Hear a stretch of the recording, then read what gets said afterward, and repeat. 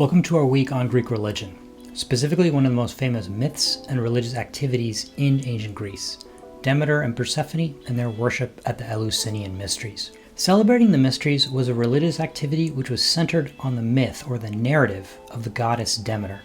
And we're going to focus on this connection, the connection between an action and a narrative. There was a connection between the myth and then the cult at Eleusis.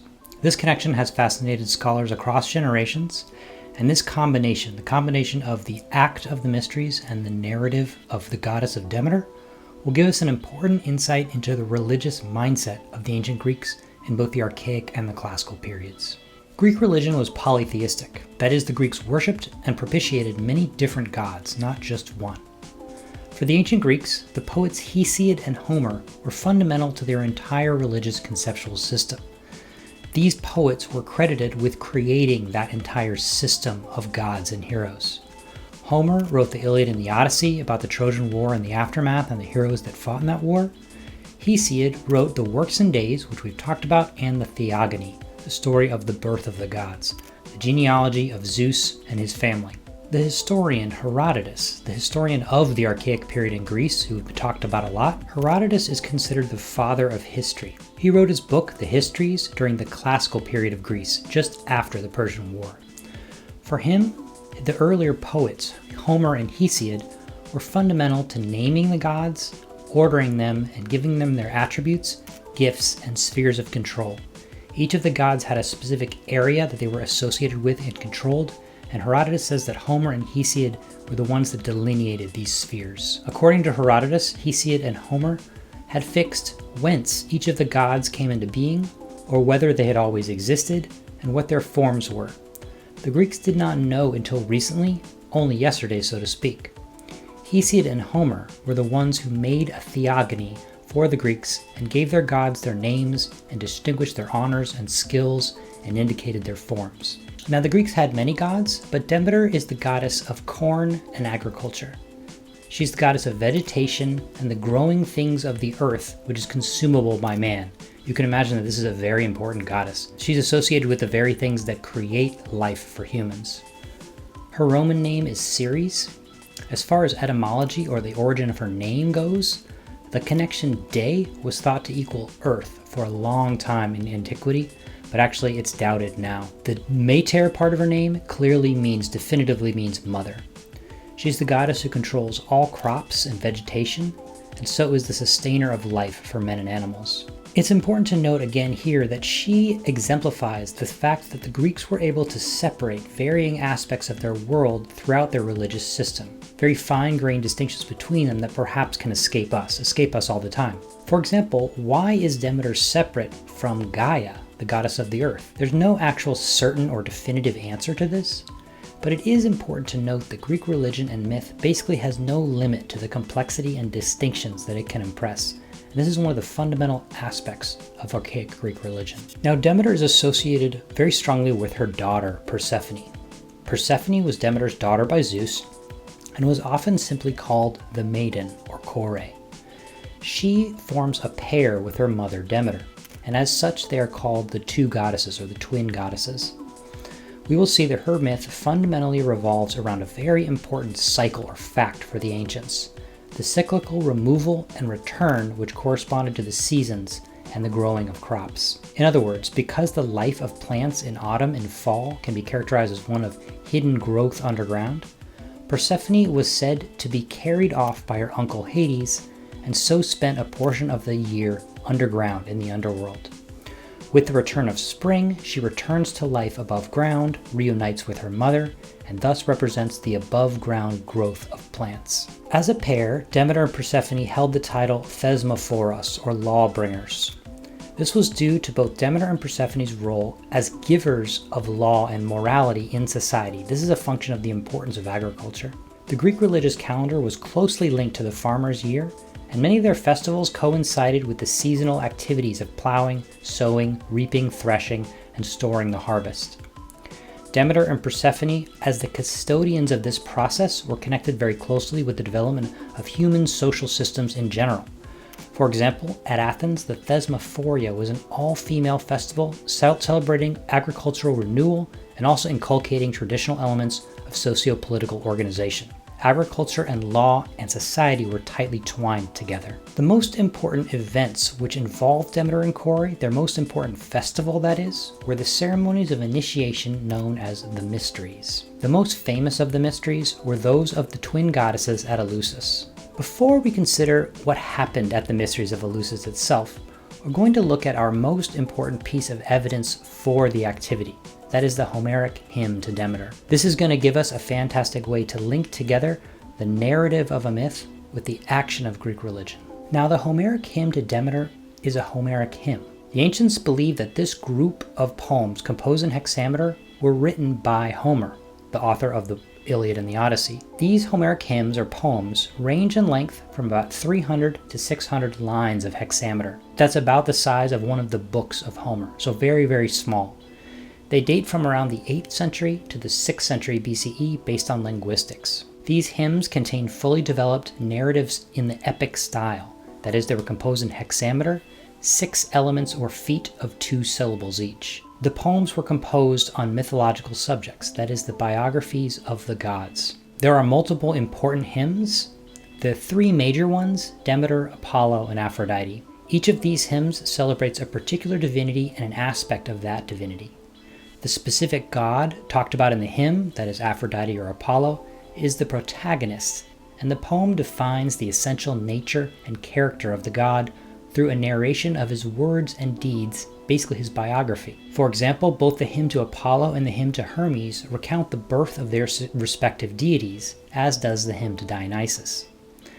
The abduction of Persephone is narrated in our hymn to Demeter, whereas the hymn to Aphrodite relates the goddess's seduction by the mortal Anchises. Ancient evidence, for example the historian Thucydides of the 5th century BCE, uses the term prelude to refer to these hymns. They seem to have been considered appetizers or introductions to other larger hexameter works such as the Iliad and the Odyssey. There's a comparison to be made in Hesiod's poetry, where he uses a small hymn or invocation to the Muses to introduce his theogony. As far as our hymn to Demeter, amazingly there is one single medieval manuscript for this hymn discovered in Moscow in 1777. It was found in a stable where it lay for many years among pigs and other farm animals. In other words, it is total chance that we have this poem. The hymn is a beautiful piece of writing, but perhaps its chief interest lies in the fact that it is the most ancient document bearing on the activity of the Eleusinian mysteries. First, we'll go through the narrative of the hymn itself. The beginning of the poem tells us that Persephone, the daughter of Zeus and Demeter, was a maiden playing in a group of girls of the same age, just as young girls play in the choruses of the goddess Artemis. The girls leave their house to gather flowers on a meadow. This flowery meadow was actually thought to exist in various places, the most famous of which being the landscape of Lago di Pergus near Enna in Sicily, but it also was located in different places. Our hymn locates this meadow among the daughters of Oceanus at the edge of the world. That is nowhere accessible by men. This is common with the mythological narrative. As the girl Persephone bends down to pick up a particularly beautiful flower, the earth opens up and the god of the underworld charges out with his horses and carries her away. Once again, the spot where Hades drove back into the depths with his prize was actually thought to be in a number of places on Earth, the most famous of whom, again, is in Sicily near Syracuse. The role as Zeus has always been problematic here in these negative situations. He is actually described as looking the other way when Persephone cries out, and it is, of course, through his will that Hades, his brother, snatched Persephone. As we go through the hymn, 3 themes are going to be articulated throughout that we're going to need to stitch together. Fertility, both the human and the plant, motherhood, and marriage. In the next section of the hymn, we hear that Demeter hears the cries of her daughter as she is dragged away and sets out in search of her. She wanders through the entire world. Demeter travels over land and sea, propelled by pain and anger. Local variants of the myth vied with one another in telling whom she encountered when she lodged in each of these different places, and who is able to give her news of her vanished daughter and help along the way. As long as Kore, the maiden, Persephone, is lost and Demeter is in mourning, a reversal of normal activities among the humans takes place. Oxen draw the plow with no results. Barley seeds fall fruitlessly from the earth. Nothing germinates and nothing grows. We are told that if this state persisted, and Demeter were not appeased, the whole race of men would perish, and the gods would be denied their honor. Finally, Zeus agrees to appease Demeter, and Hermes, or sometimes Hecate, or actually Demeter himself, fetches Persephone back up to the land of the living. But Kore's return, or anados, is not unconditional. While in the underworld, she has tasted a magical pomegranate, and so is bound to the world of the dead by a kind of blood sacrament. She must spend a third of each year down below in the underworld, but she will then ascend again, as the hymn says, a great wonder to gods and mortal men. Now, what was the meaning of that narrative to the ancient Greeks? How did they express their religion? It has been hypothesized that our hymn was actually composed for live performance at the Eleusinian Games, which were held every 3 years at Eleusis during the Mysteries Festival in late August. Thus, the hymn possibly serves not only as a disembodied narrative to tell to your kids when you're putting them to sleep, but was thought to be performed and recited supposedly as a charter myth for the mysteries themselves, as a myth which explained their origin. For us, this means that fundamentally, Demeter's actions in the poem are seen or should be seen as a model or mirror for the activities of a nominal participant in the Mysteries of Eleusis. Let's investigate this some more. In the poem, many have seen a connection between Demeter's fasting in the poem. For example, she did not taste nectar or ambrosia while her daughter was lost, with the fasting of initiates at the Mysteries. Now, when Demeter actually reaches Eleusis, she actually acts in this portion of the poem as someone who is seeking purification would act themselves. Her head is veiled. She will not sit on a high seat, but actually on a stool with a fleece on it. Demeter herself drinks the kikeon. This is a barley drink that the initiates drank themselves at the preliminary purification portion of the initiation of the mysteries. At the culmination of the poem, Demeter puts the human child Demophon in the fire to confer immortality upon him. This care for Demophon, who would later become a legendary Athenian king, possibly refers to the Greek practice of amphidromia, which was carrying newborns around the hearth. It could possibly also refer to a certain rebirth or initiation through fire, which was connected to Demeter herself. Demeter here attempts to make Demophon immortal in the fire of the hearth. We can note a comparison in other parts of Greek mythology with Achilles and his mother Thetis, who attempts to make her son immortal by dipping him in the river Styx. However, the initiation doesn't work. Demophon is still human. This must create a certain feeling of inadequacy of humans to reach or understand the divine plan of Demeter. This feeling runs throughout the entire Homeric hymn. We still haven't talked much about actually what happened to real people at Eleusis. What were the mysteries? We have implied that the initiate at the mysteries would be mimicking the actions of Demeter. Literally, the mysteries were a mode of ritual religious activity restricted to initiates. They presented an alternative to the communal civic system of festivals and sacrifices which anybody could attend and which associated with the whole city. By guaranteeing to initiates the favor of the goddesses who controlled them, the mysteries offered, above all, the promise of a better fate after death. But they also promised prosperity in life. This was perhaps personified by the figure of Demophon thrust into the fire to become immortal. Some important Greek terms relating to mystery cults are muo, the verb I keep silent, and then the noun mysteria. Teletai and orgia were initiatory rites. Orgiadzane is the act of successfully achieving initiate status. These mysteries occurred at Eleusis, probably the most famous deme or county in Attica itself. Eleusis was located on a bay with a rich history of settlement, but which merged with Athens sometime before the 7th century BCE in mythological, mysterious circumstances. The fame of the sanctuary of Demeter and Kore, Persephone, was due primarily to the annual festival of the mysteries, which attracted initiates from the entire Greek-speaking world. So this was a pan-Hellenic event. The only source we actually have for the real goings-on at the mysteries is from Christian writers in much later times, in late antiquity to be exact, who were eager to tear down the wall of secrecy surrounding the initiations. For example, Clement of Alexandria is one of only 2 authors who tell us what actually the initiates were doing. Most, if not all, Athenians were members of the mysteries were initiated. It's important to note here that anybody could be initiated. Women, slaves, and foreigners were all admitted. The process of initiation went something like this. The The first part could take place at a variety of places outside Eleusis, for example, the affiliated sanctuary at Athens or at Eleusis itself, and these could occur at any time during the year. Each initiate or mystase would procure and sacrifice a small pig, a suckling pig. A purification ceremony followed. The person would be veiled and sitting on the fleece of an animal, just like Demeter.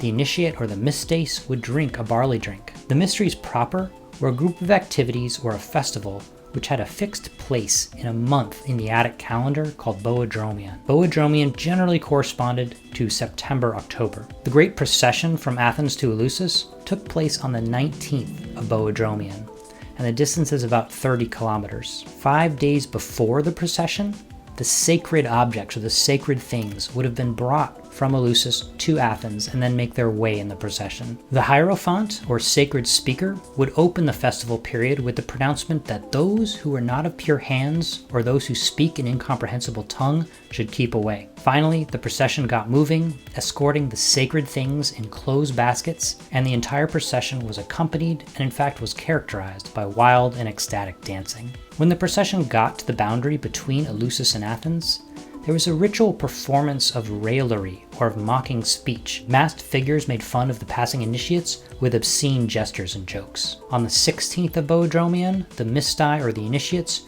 went together to the Bay of Eleusis to purify themselves all together en masse. The celebration itself took place in a square building called the Telesterion. Each initiate had a mystagogos or initiation guide to lead his way and were accompanied by epoptai or watchers. These were supposedly second or third time initiates. In the center of the Telesterion was the Enacteron, literally the Lord's house. The Enacteron was a rectangular, strange building with a simple door at one end, where the chief priest or hierophant stood and observed the procession. A great fire burned on top of the building, and only the hierophant could enter the Enacteron. The ceremony was accompanied by torchlight. We hear from a source that, quote, when the Enacteron was opened, the hierophant appeared from out of the Enacteron in the radiant night of the mystery. So what happened next? We actually have no idea. Perhaps there was a sacred marriage of the hierophant and the priestess. Remember that the myth, the narrative of Demeter, has to do with separation, renewal, and fertility, all themes which have been connected to marriage.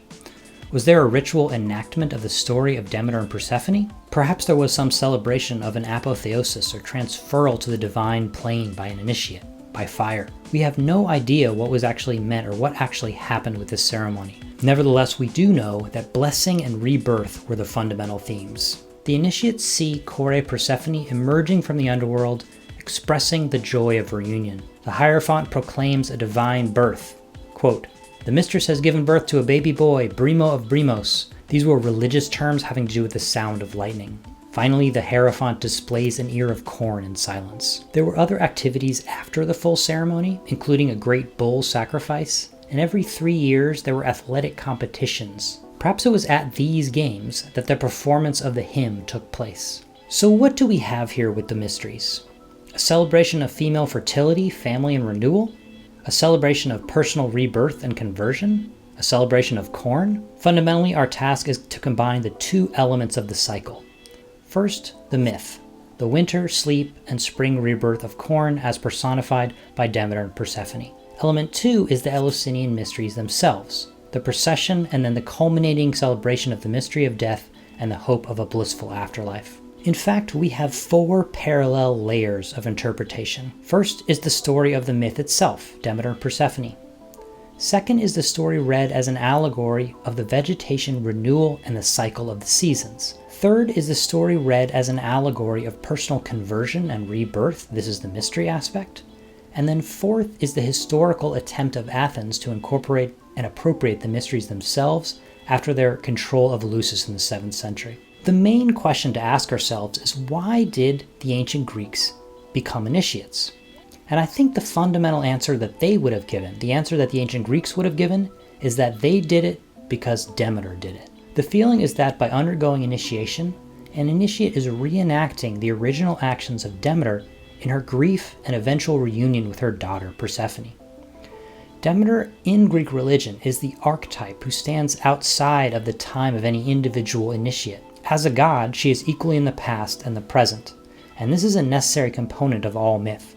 Sometimes it's hard to grasp for us who have such a scientific and historical worldview, but Greek myth must relate to the present while living and being narrated in the past. The mysteries encapsulate certain ideas about the afterlife and the world of archaic and classical Greece, above and beyond kind of the normal things that you think about with Greek religion. Thanks a lot, guys. See you next time.